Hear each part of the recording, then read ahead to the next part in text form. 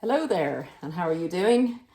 Welcome to another episode on this channel, Narc Con, where we deal with all things in relation to the narcissist and educating ourselves to have a better life experience going forward when we come across these types of people. Today I'd like to get into a subject that has become, over the years, dealing with this particular personality disorder, very close to my heart. And it's a result of the distress I see a lot of clients in and people in the community on the channel, where a person who's been with a narcissist, been in an intimate relationship with a narcissist, feels very shamed for not getting out quicker or not finding out that they were being conned, for having gone through that process.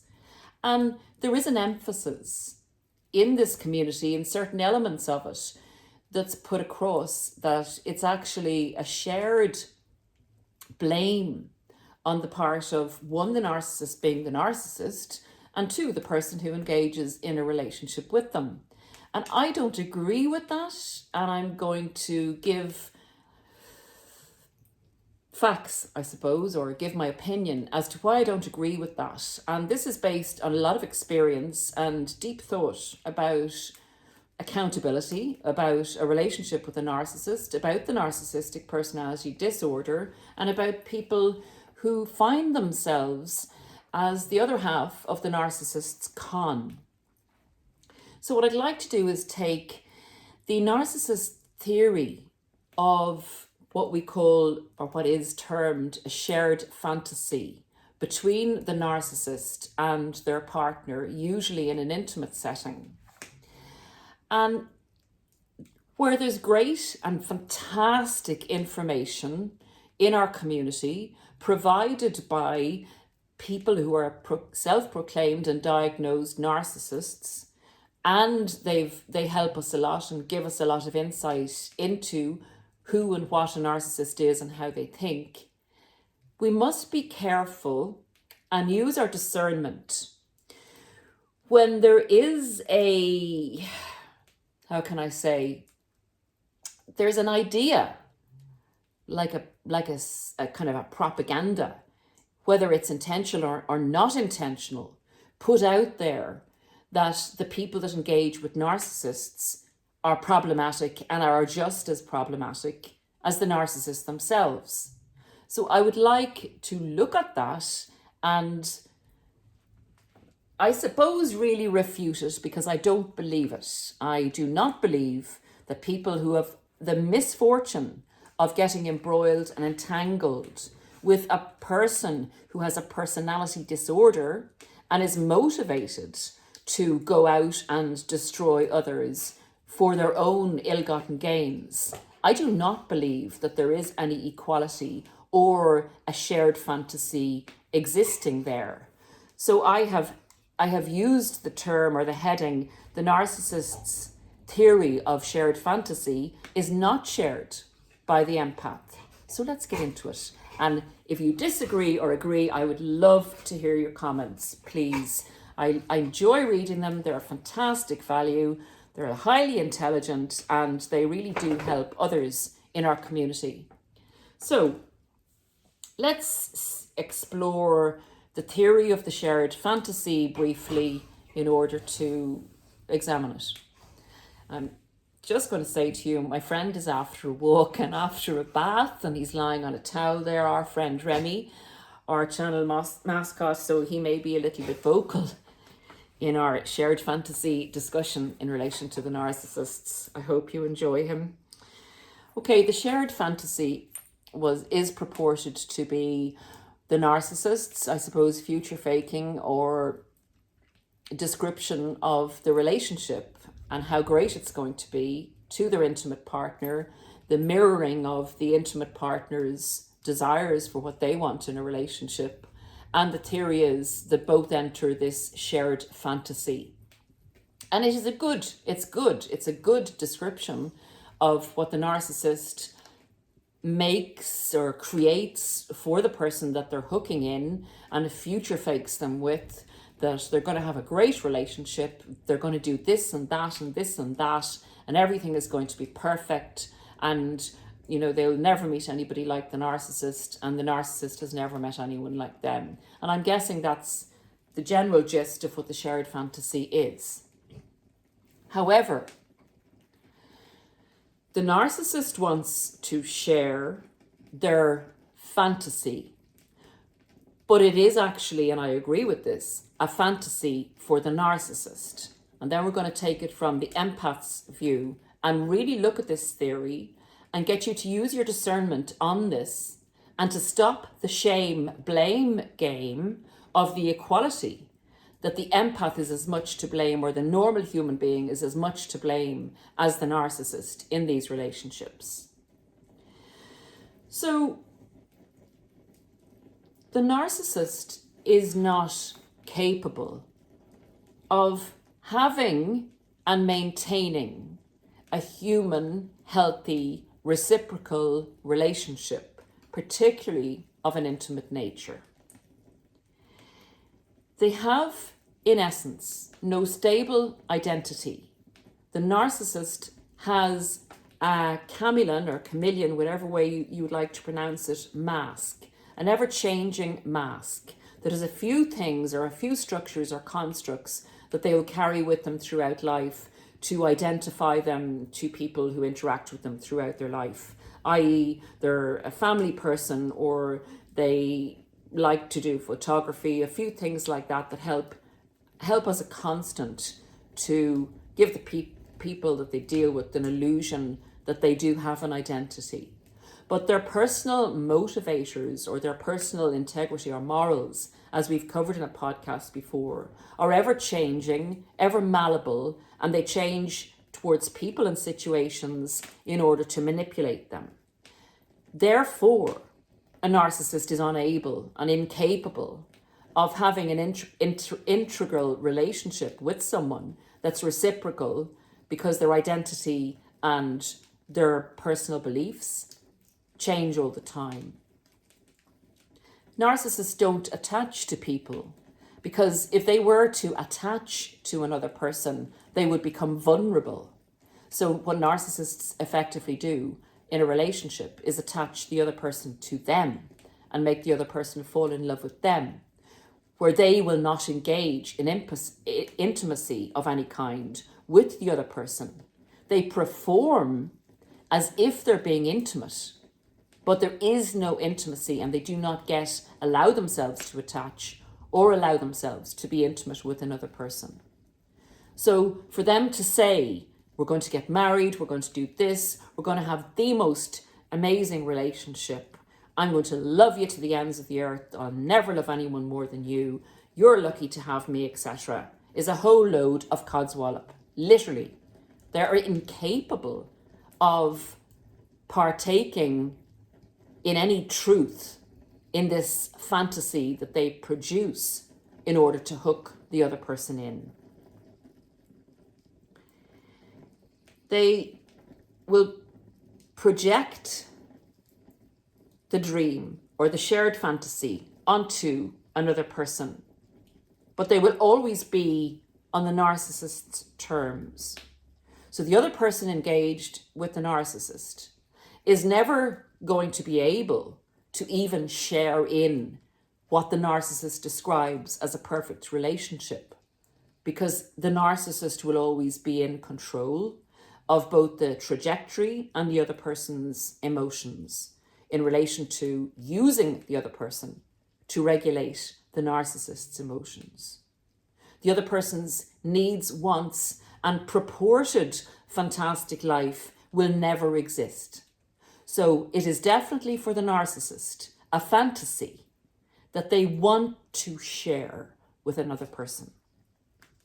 When we come to the empath, it is an insult to an empath or a normal human being who is capable of intimacy, is capable of attachment, is capable of love, is capable of a stable identity, and is capable of having a fantastic relationship, just as described by the narcissist for whom the relationship is a fantasy.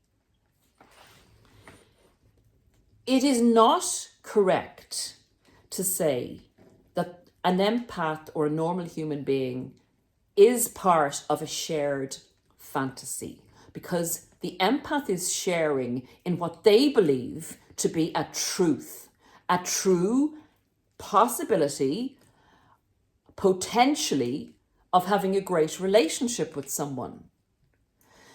So what I would say to you when you listen to the blame game, as I call it, of equal blame between this person who stayed in a relationship with a narcissist until they figured out that the narcissist was not genuine, I think is very damaging.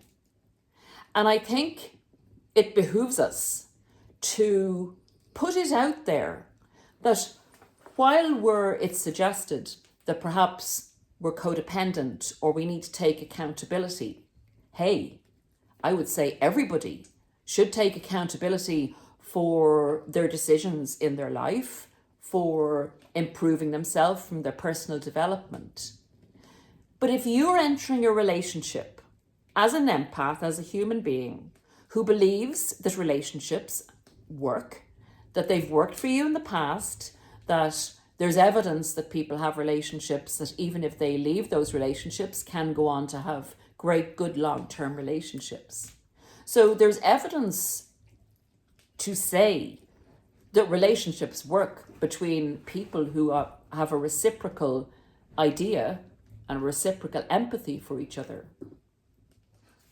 So it is not okay to put equal blame on people when they come out of these narcissistic relationships for not being fully au fait with evil, for not being fully au fait with the narcissistic personality disorder, for not mistrusting everyone they meet and believing that everybody's out to con them.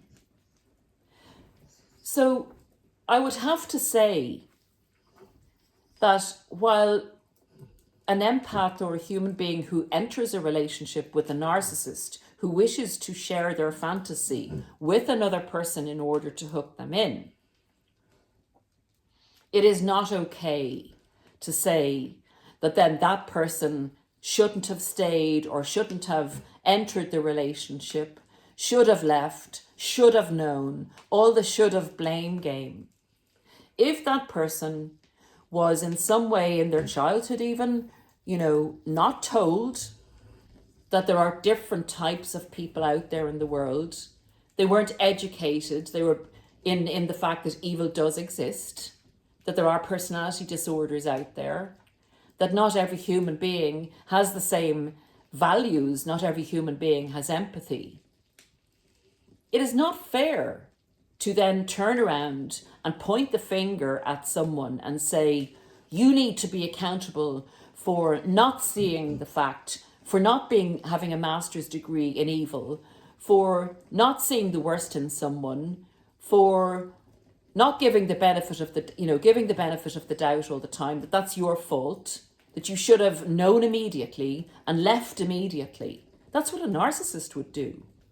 A narcissist would have, if they weren't getting their way, so to speak, in a relationship, would be out of there, or would be punishing the person.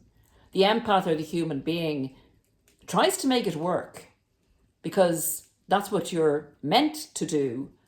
You're meant to try and love the other person or love them, see their point of view, etc., etc. No, the narcissist is manipulating all these good intentions of the person that they're with. So if you didn't discover that you were with a narcissist until 6 months, 3 months, a year, 5 years, you're not at fault. The only fault you may have is that you don't love yourself enough, that you give too much to other people, that you believe in good, that you believe that if you love someone enough and help someone enough and support someone enough, that they're capable of huge change. So what I would say is, an empath or a normal person does not share in a narcissist's fantasy. It is not a shared fantasy.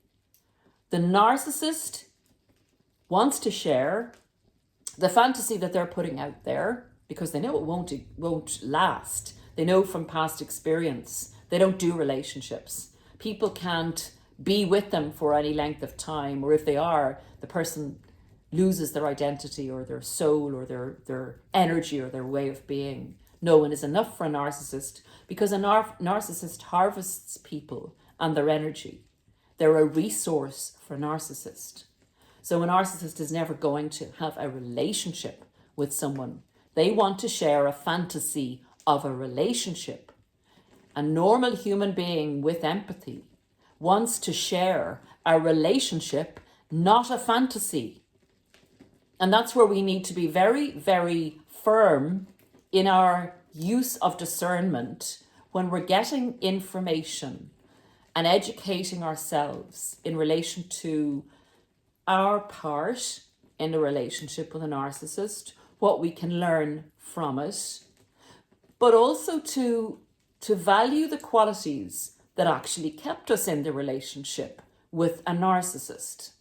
To value those qualities, those emotions, those desires for things to work out, those desires for growth and joint growth and personal growth, those desires for love, those desires to look for the best in a person, those desires to put faith, trust, hope, and good energy into a relationship that may have kept us there for longer, those are good qualities. And I am very tired of people in the community who try and weaken those qualities and make them into faults and say that the person that's with the narcissist is just as messed up as the narcissist. No, no, big no. Don't let them confuse you about that particular aspect of being with a narcissist. I want the shame, blame for people who've been through this trauma and abuse to be obliterated. And I'm not saying to obliterate accountability, but accountability has to be looked at as you deserve more. You deserve to love yourself more. Not to be dimming down the good qualities that you had, rather to protect them going forward, and to know that your belief in the other person, that your trust and your love, even though it caused you a lot of problems in the end because of the narcissist behavior, those are the qualities you want to maintain, protect, and love in yourself and love more in order to protect yourself from narcissists going forward. You now know that those people exist. You now have the education, and you're taking accountability by getting more education about what and who a narcissist is. So just all I would say, even with this particular podcast, it's up to you to decide what you want to make out of the relationship that you're being given or that you're listening to or that you're sharing with others. At the end of the day, it's your life and your particularly individual decision about how you want to view your past relationship and what's going to work for you going forward. But please, please admire your good qualities and don't let anybody pathologize them or equate them to a personality disorder. They are essentially the essence of what it is to be a human being. Hold on to that, treasure it, and protect it. And that's the message for today. See you again very shortly. Please take great care.